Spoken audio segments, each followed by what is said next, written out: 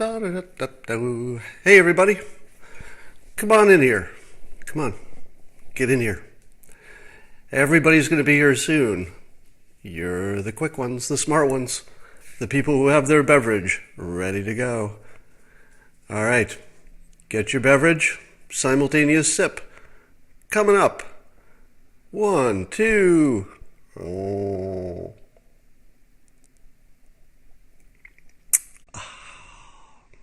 That's good coffee.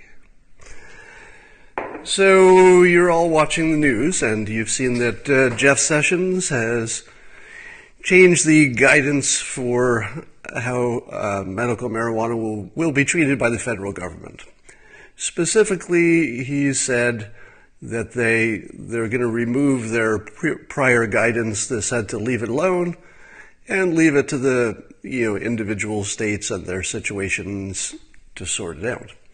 This creates some ambiguity in the system, which I had predicted could be intentional because it's the only way you can get from the stance the government was taking on marijuana to something closer to getting out of the way, for the federal government anyway, and just getting out of the marijuana business of enforcement. But if you're Jeff Sessions, you can't really just do a 180 and say, okay, marijuana has been the worst thing in the world forever, but I just changed my mind now. Let's make it all legal. You can't do that. All right? It's not something you can reasonably expect from the human mind, the human personality. So instead, if you want progress to march forward, and you want the public to get what the public wants, even if you personally have a moral problem with it, you could find a workaround. And the workaround looks like, and this is still speculation, but it looks like Jeff Sessions found a workaround by simply removing the unambiguous nature of this federal government's approach and making it now vague and ambiguous and introducing a new sense of danger and risk. It pretty much guarantees that Congress will have to act to make it either not a federal issue, leave it to states, or something like that. So in my mind, my best interpretation of what's happening is that Jeff Sessions found a way to be true to his moral compass by saying, look, it's not okay with me, and I'm going to obey the laws as they're written on the books. That would allow him to be consistent with everything he's ever done. But he might also know that the unavoidable consequence of that, given the mood of the public, is that it just guarantees the federal government will have to take its foot off of it because the public just won't allow it anymore. Now, I know that's the optimistic take on this, but that's why you watch me, for the optimistic take. I also feel a pretty good confidence that it's correct. I would give this about a 60 to 75% confidence that what Sessions is trying to do is get himself out of a tough situation with his moral compass intact, without thwarting the will of the people. Because he also would want to be a servant to the people and give the public what they want within reason. It just doesn't agree with what he wants the public to have. So it could be a clever workaround. Now, related to this question is, what does the Congress do in terms of making laws about marijuana versus what can the president himself do? And Cyber Durden sent me a little link today, something from Vox. I just retweeted it, in which there's a good explanation of what makes something a Schedule 1 versus a Schedule 2, etc. And frankly, I didn't understand why anything was Schedule 1 versus Schedule 2. I didn't know the distinction. I assumed it meant that Schedule 1 was the most dangerous stuff. But it's a little more nuanced than that. What they're really trying to do is distinguish between the things which have genuine medical value versus things which are only recreational and potentially addictive and problematic. And since medical marijuana has apparently not gone through whatever FDA rigor is necessary to get it on a lower schedule, it's problematic because it just hasn't gone through the same checking as pharmaceuticals have. This is my understanding, subject to fact checking. So if I get any of this wrong, please jump in and correct me here. But then the question is, could the President of the United States, with a stroke of his pen, say, look, I get that medical marijuana hasn't gone through the same rigor, but people are in fact using it medically and getting good results. I'm just going to make this change. In much the way that the President said, I'm just going to make Jerusalem the recognized capital of Israel from the United States perspective. He can just do it. No, I think, again, you have to fact check me there, but do the agencies that are responsible for this, they do report to the President. And could he, with a stroke of a pen, say, look, for the good of everybody, we can still study this stuff, we can change it later, but at the moment, I'm just going to knock it down to Schedule 2 because any idiot can see it's being used for medical purposes. And by the way, the same argument would be true for psychedelic mushrooms and LSD, which are also Schedule 1. If you know anything about treatments for PTSD, you know that both of those drugs are really strongly indicated in a positive way.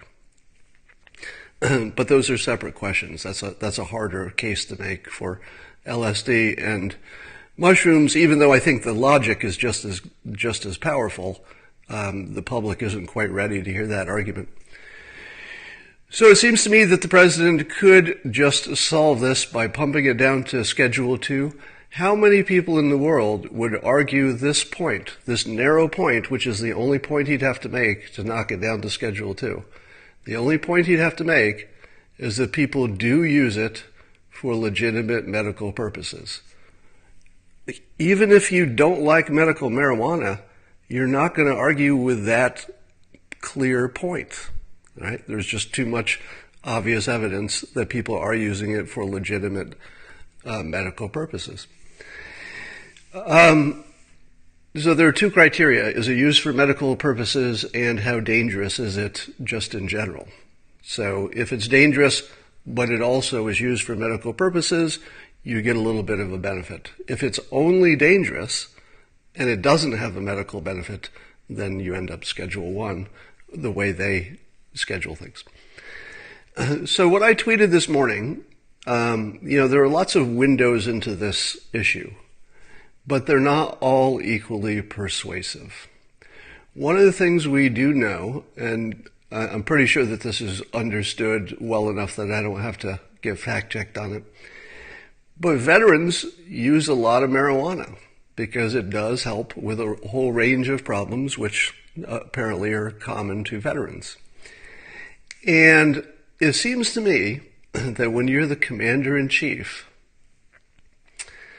and you're in charge of a military whose probably single most important moral value is that you don't leave somebody behind, right? You don't leave somebody, on the battlefield. You'll do whatever you can to not leave behind another service member. But the veterans have come home. They have this medical marijuana need. It completely helps their life. And it feels to me like the commander-in-chief is leaving them on the battlefield. In other words, it's the medical marijuana that allows them to take their mind to a safe place. If you leave them without that, or if you leave them in danger of being arrested for it, in a very real sense, you're leaving them on the battlefield because that's where their mind is. All right? Can we be okay with that? Forget about the rest of us, right? Just forget about the rest of us for a moment. Could you be okay leaving veterans on the battlefield I don't think so. It's not okay with me. I don't think it's okay with most of you. All right? And it seems odd to me that the president would allow something so demanded by veterans, so clearly useful, and so clearly, in effect, is the only thing that gets them away from the battlefield. Because remember, the injuries that they got, if they feel the injury, they're back on the battlefield. If they suffer the PTSD, they're back on the battlefield. All right? And if you don't give them an escape from that is so easily available, you're leaving them behind. I can't be okay with that. So there are lots of, it's a big topic, and there are lots of conversations about it. You could certainly make the argument that keeping marijuana Schedule 1 is, and the Vox article that I tweeted suggests that there's a racial component to that as well. In other words, there's some history with marijuana which got us to where we are, and that a lot of it had to do with apparently the black population was doing more marijuana than the white population, so there was a greater racial purpose to make it illegal. All right? If you are President Trump and one of your biggest problems is your relationship with the African American community on your team, Team America, they're not your enemies, they're literally the people on your team. If you've got a big problem with that group and you have an easy fix, and this just happens to be one of them, you've got this sort of racial legacy for why marijuana is Schedule 1. It feels like an easy fix.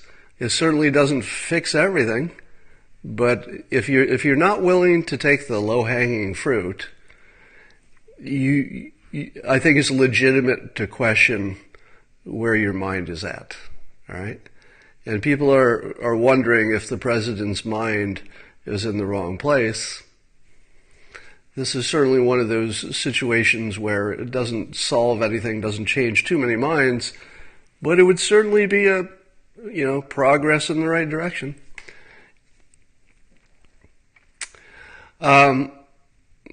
Whites smoking more, blacks get arrested more. Yeah, that may be true in absolute numbers. You're too personally involved with this. Yes, I am. But it doesn't change the argument, does it? Does the fact that I'm personally involved, does the fact that I personally get tremendous medical benefits from marijuana, does that make me biased? Totally. Of course it does. Yeah, I'm not presenting myself as unbiased. But you can check everything I say. Right? I'm trying to give you a reason-based point of view. But you can check it all. What benefits do you get? Well, it's a pretty long list. It helps me with sleep apnea. It's really good for that. It eliminates my allergies in combination with some allergy meds, but the allergy meds by themselves don't really get me close. I'm not a doctor, so do not take this next part as medical suggestion or advice. It completely eliminates my asthma. And asthma is probably one of the biggest problems in my life. Now, the reason you should not take this advice is that asthma is not one type of thing. People have different kinds of asthma. For some people, I believe any kind of smoke would frickin' kill them. All right? But apparently I don't have that kind. So don't take my medical advice. There are different kinds of asthmas. If you put smoke in some of those people, they'll just die. Apparently I don't have that type. At my age, if I were to exercise normally, I would get sore all the time, and then that would make me not want to exercise. But marijuana is a great vascular dilator, and it just takes care of all the small aches and pains in your body. And so I can exercise every day. whereas it would be hard to do that at my age. And then there's the mental health benefits. Would I be on any kind of a mental health pharmaceutical drug or have killed myself by now if I did not smoke marijuana? Well, I can speak to the second part. I think I would have killed myself by now, and I mean that in a literal sense. I'm not talking hyperbolically here. In college, for example, things weren't going too well, and I was considering suicide. And the marijuana actually was the difference between doing it and not.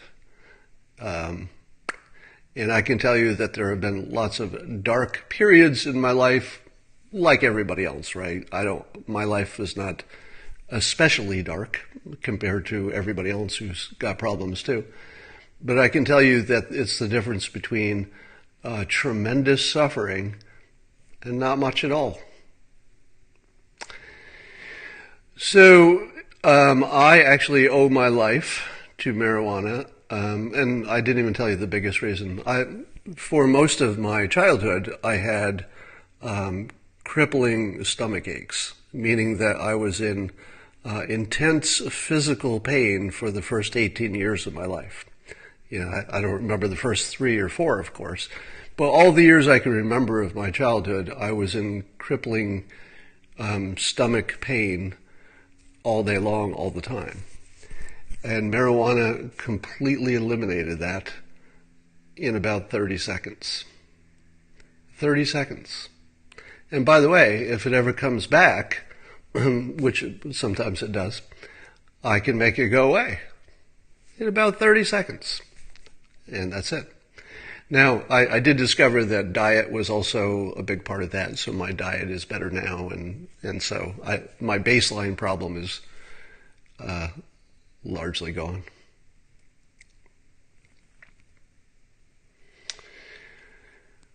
What about a scope? State attorneys are not going to enforce Sessions' will. Well, my understanding of the change in Sessions, in the Sessions guidance, is that it wasn't about state employees. It was about federal employees and their control over certain jurisdictions. So I think it was only for the federal prosecutors anyway. It has nothing to do with the states. How do you smoke with asthma? Bong? Yes.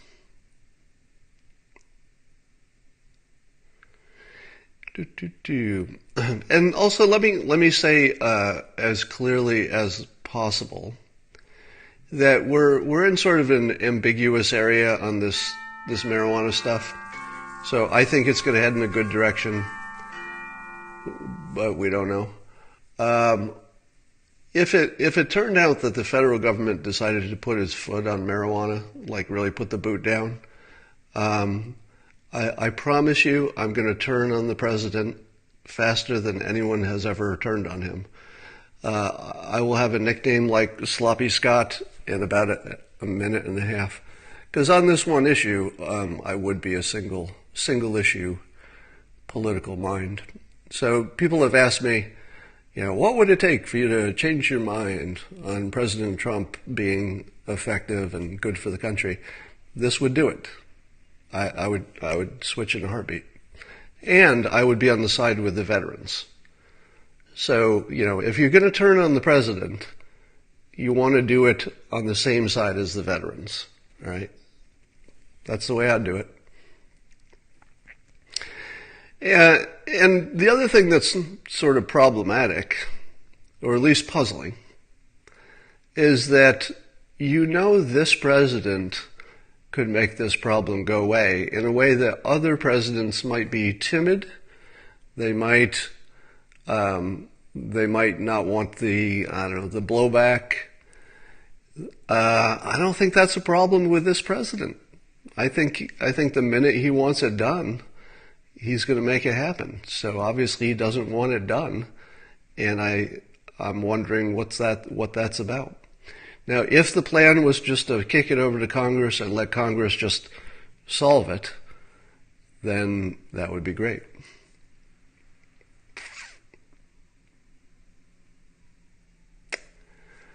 His brother drank himself to death. He's biased.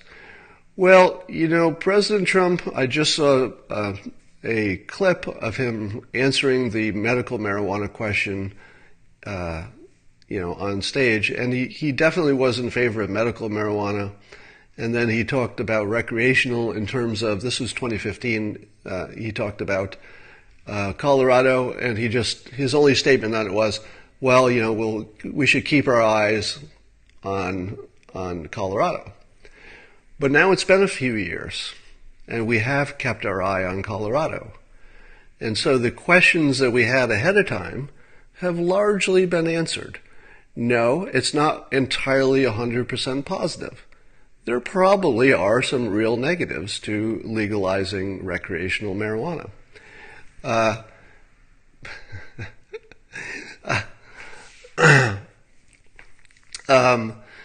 But just because there are some problems with it, it doesn't mean you don't do it, because you're going to look at the net benefit versus, or just look at the net benefit. All right.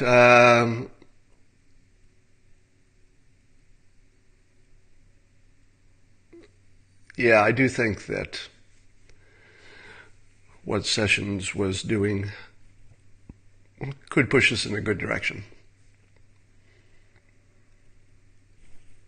Benefits of legal coke. I don't know that there are any. How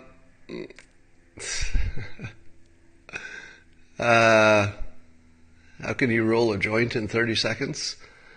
Well, I probably could, but could I roll a joint in 30 seconds? Yeah, I totally could. How long would it take?